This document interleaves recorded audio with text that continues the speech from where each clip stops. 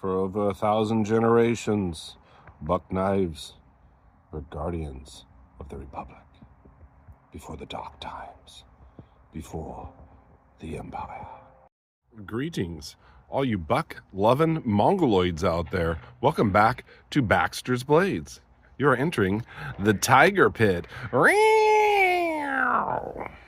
Well, happy 120 Day. Yes, also known as January 20th. Today I'm going to show the buck 120. Why? Well, I missed buck 110 day, buck 112 day, buck 117 day, buck 119 day. So I figured we'll sum up here in the buck 120 day. Now, if you would like to go over to Kirby Creek Outfit, Mo, I'll leave his channel in the description. He has covered, I think, pretty much most of these. He does a fantastic job. Check out his channel, give him a sub. Yes, this is the buck 120 Heritage Series, if I'm not mistaken, Cocobolo Wood D2 blade steel. I had picked this up. Why, Baxter? Well, it kind of reminds me of Rambo's knife. Absolutely exquisite. One of the first knives I had as a child was a Rambo knife, and I think I'd rather take this one for sure. Now, they do have them in 420 high carbon, and they do have them in S35 VN in green micarta. I opted for the Cocobolo wood and D2. Now, it's interesting that they laser engrave their D2. I'm not sure why. I know that Rosecraft stamps their D2, so I know it's possible. I'm not sure if the Boss heat treat just makes this too tough of a blade to stamp, or if they've just gotten used to it. Absolute, I have to hold it back, stellar blade. I do have to say, it makes for an awesome kitchen knife. Very slicey, hollow grind. You do see the fuller here, otherwise known as a blood groove.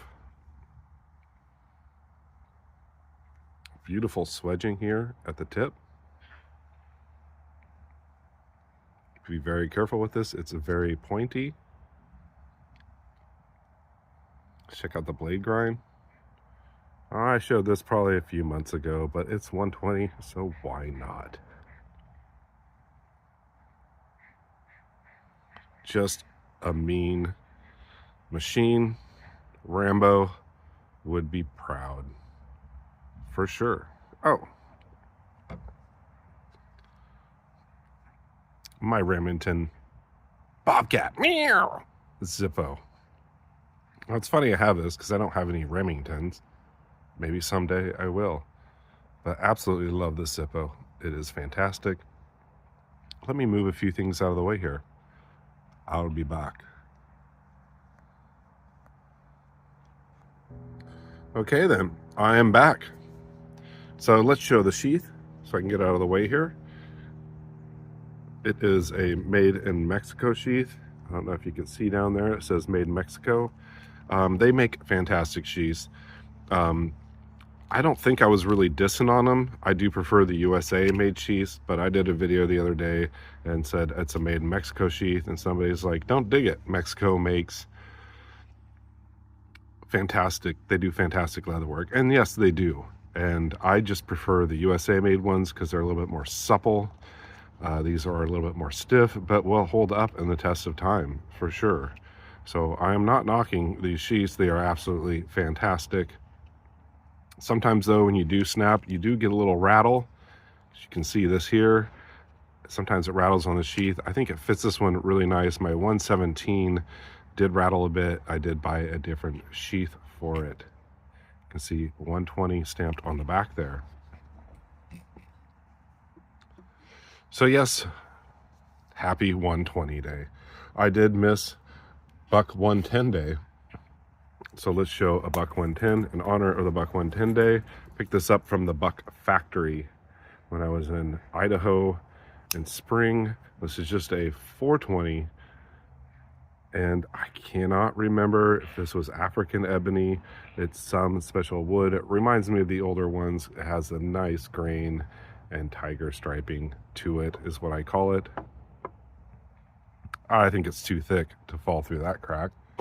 And then, of course, I missed 112 day. Let's pull out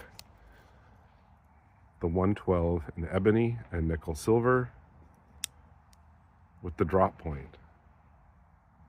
Absolute bomb hard user. You can see how the blade stock is thick all the way to the tip. Now, don't use this as a pry bar, but I'm sure it could handle a little bit more than the clip. You see how it thins out there. I do prefer clip point blades on buck knives, but I'm really happy to see that they, in the same frame, did a different blade shade.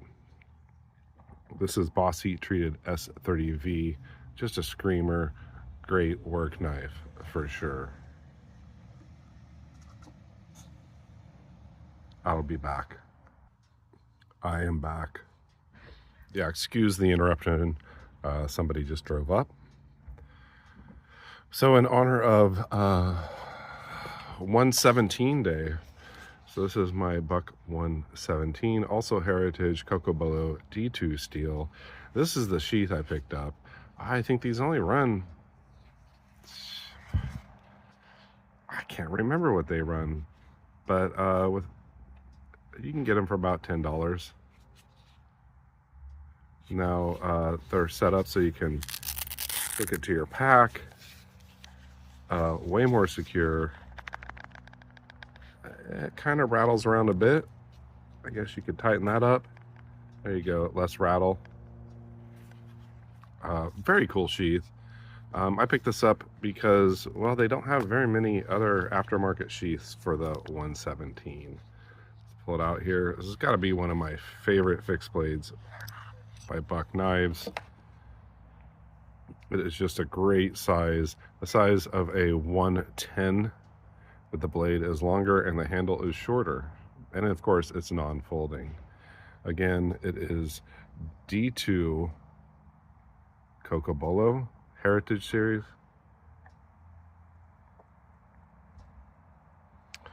And in honor of 119 day, I figured I'd bust out my 75th anniversary 119 special.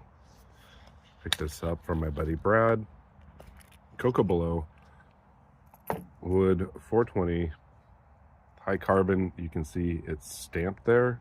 It does have the 75th anniversary shield there, 1942 to 2017. Brass guard and pommel. Just an exquisite 119 for sure.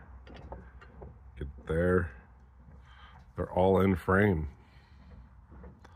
So I think I covered all my bases. We got 110 day, 112 day, 117 day, 119 day, and 120 day. I hope you guys are having a fantastic day for sure. There's a lot going on in the world. Martin Luther King Jr. Day and Presidential Inauguration Day.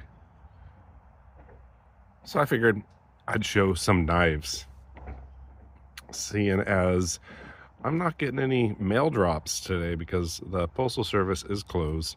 And, well, I was expecting a few packages on Saturday, so now they're bumped to tomorrow. Just a few of my buck knives. I didn't want to pull out any of my customs or any of my super exclusives because I want to do videos of that in the future.